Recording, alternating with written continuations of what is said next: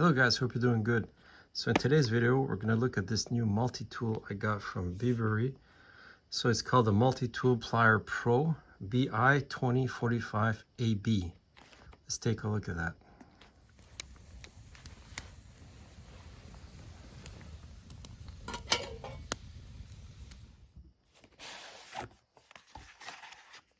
So as you can see, it comes in some very nice packaging. So let's take out the multi-tool. It's pretty heavy, looks pretty robust. Let's take out that pouch as well. Yeah, so the multi-tool fits very well in the included nylon pouch. It's very well constructed, very robust. You can put it on your belt using this plastic belt clip. So the belt clip itself is very well constructed, very easy to put on the belt. It's not going to go anywhere. It's quite secure that way, but it's also very easy to remove when you need to take it off. It's held shut with a snap, very well constructed. That's the tool itself. We also get in this elasticated sleeve here, extra driver for a screwdriver. On the side here, you get an extra pair of wire cutters. On the other side, you get this wood saw. So folded, the multi-tool measures 4.5 inches or 11.5 centimeters with a thickness here of 1.5 inches or 4 centimeters. And so once deployed, it measures 7 inches or 18 centimeters. So this multi-tool, they say, has 32 tools. So let's go over the different tools you have. So at the end here, you have these fine needle nose pliers. You get your regular pliers here. You have some wire cutters that are replaceable. So let's test those out. So the pliers are the #1 reason I use my multi-tool outdoors.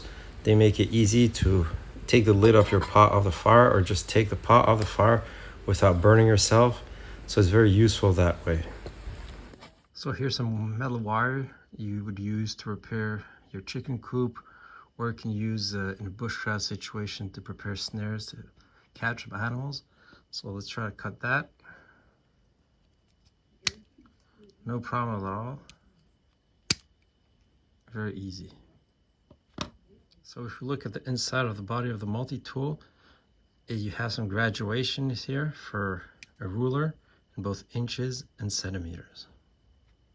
So overall, it's a very nice multi-tool built in stainless steel, but has a black oxide finish for a more tactical look. If you don't want a shiny multi-tool and you want to protect it from reflection with some added corrosion resistant, this is a good option.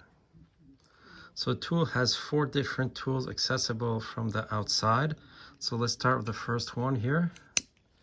The knife is made out of 7CR17 steel, which is pretty decent stainless steel. Very stainless with some decent edge holding. So let's test it out.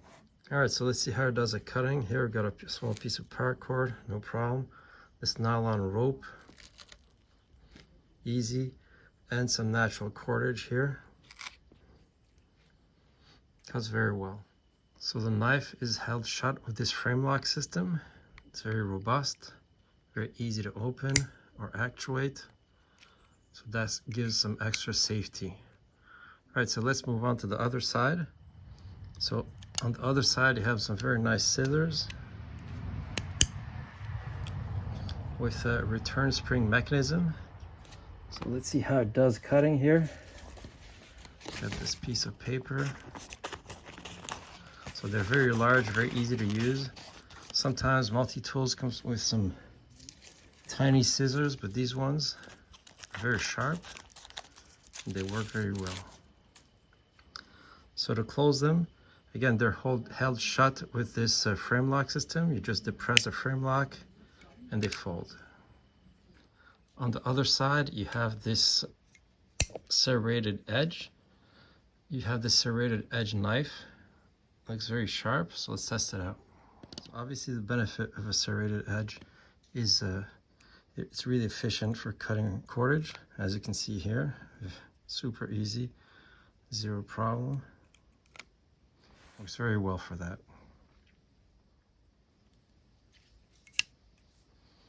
On the other side, we have this file. So it's a dual type of file held by this locking gate system here.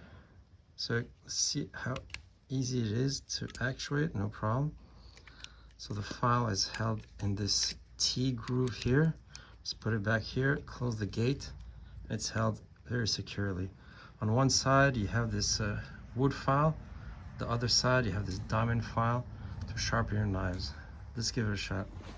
All right, so here is my old axe that is definitely in need of sharpening. Let's see how it does.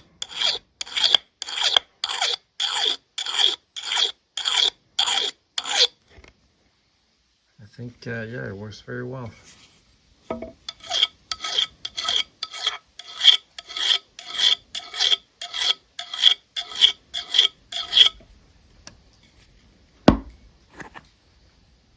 So you can replace the file here with the provided saw. Let's try that out. See how that works.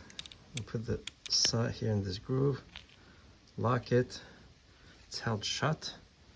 Let's try to cut a piece of wood here. Got this small piece of wood. Let's try that out. So definitely a very nice little saw. Has two sets of teeth that are in opposition here, and compared to the other types of saw I've used in these multi-tools, this is one of the best ones. So again, the saw is a bit too large to be able to fold in the tool itself, so you'll have to remove it and put your file back on before you put it on the multi-tool.